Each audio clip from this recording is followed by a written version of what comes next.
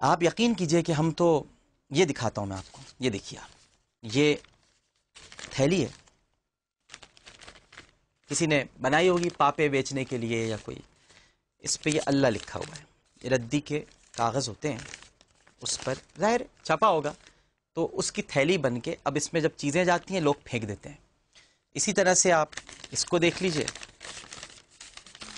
یہ بھی کسی اخبار کا کوئی حصہ ہے، اور اس میں بھی کئی جگہوں پر رحمان، اللہ سب کچھ لکھا ہوا ہے۔ یہ محمد رسول اللہ کی چادر ہے صلی اللہ علیہ وآلہ وسلم، اور یہ بھی کسی نے باہر پھینک دی۔ ان سب چیزوں کو ایک شخص ہے جو جمع کرتا ہے۔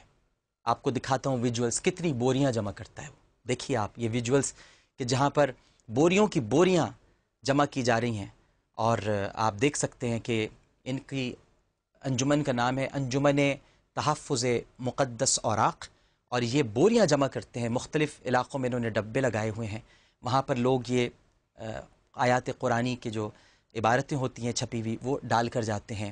اتنے قدیم قدیم نسخے ہیں قرآن پاک کے، مختلف زبانوں میں ترجمے ہوئے ہوئے ہیں، اس کے علاوہ فقہ کی کتابیں ہیں، عربی عبارتیں ہیں، لوگ پھینک کر چلے جاتے ہیں یا پھینکتے بھی نہیں ہیں۔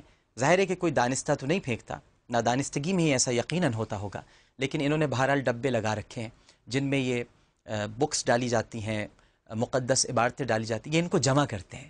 جمع کرنے کے بعد اچھی کوئی کتاب، ایسی کتاب جس سے قوم کو فائدہ پہنچے، تو یہ پہنچاتے ہیں ان لوگوں تک تاکہ اس کی تباعت دوبارہ ہو اور وہ معلومات لوگوں تک پہنچے۔ اور اگر ظاہر ہے کہ وہ خستہ ہو چکی ہیں تو پھر انہیں ٹھنڈا کرتے ہیں۔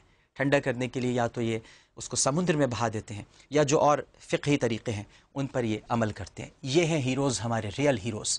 ان کو گلدستے پیش کیجئے کہ ہماری اور آپ کی عاقبت بچا رہے ہیں۔ ہم تو اللہ زمین پر معاذ اللہ پڑا ہوا ہے، یا نبی کریم صلی اللہ علیہ وآلہ وسلم کا نام معاذ اللہ پڑا ہوا ہے، تو بہت کم ایسا ہوتا ہے کہ ہم اسے اٹھا لیں، کیونکہ ہمیں پتہ بھی نہیں ہوتا ہے۔ ظاہر ہے اگر ہمیں پتہ ہو تو ہم تو ضرور اٹھا لیں، چوم کر اسے سینے سے لگا کر، آنکھوں سے لگا کر اس کو رکھیں، لیکن ایسا ہو نہیں پاتا۔ آج ایک ایسی شخصیت ہمارے ساتھ اسٹوڈیو میں موجود ہے، حاجی محمد قاسم ان کا نام ہے، اور آپ کتابیں دیکھ سکتے ہیں، یہ قرآن کے نسخے آپ دیکھ سکتے ہیں کہ یہ اتنے پرانے نسخے ہیں، عربی زبان میں بھی ہیں، بنگالی زبان میں بھی ہیں، مدراسی زبان میں بھی ہیں، ہندی میں بھی ہیں، فارسی میں بھی ہیں، جو لوگ ڈال کر چلے جاتے ہیں، یہ پھر اس کو جمع کرتے ہیں، جمع کر کے بہت محفوظ پھر اپنے انہوں نے جگہ بنا رکھی ہے۔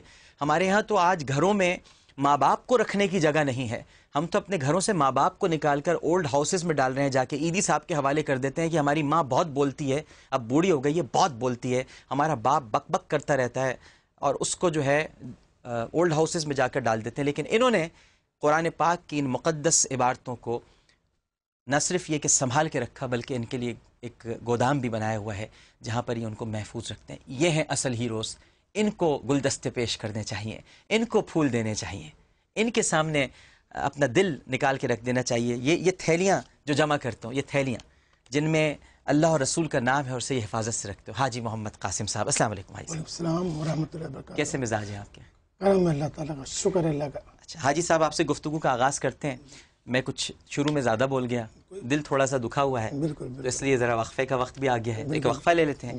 ایک ناظرین چھوٹا سا وقفہ ہے۔ السلام علیکم ورحمۃ اللہ۔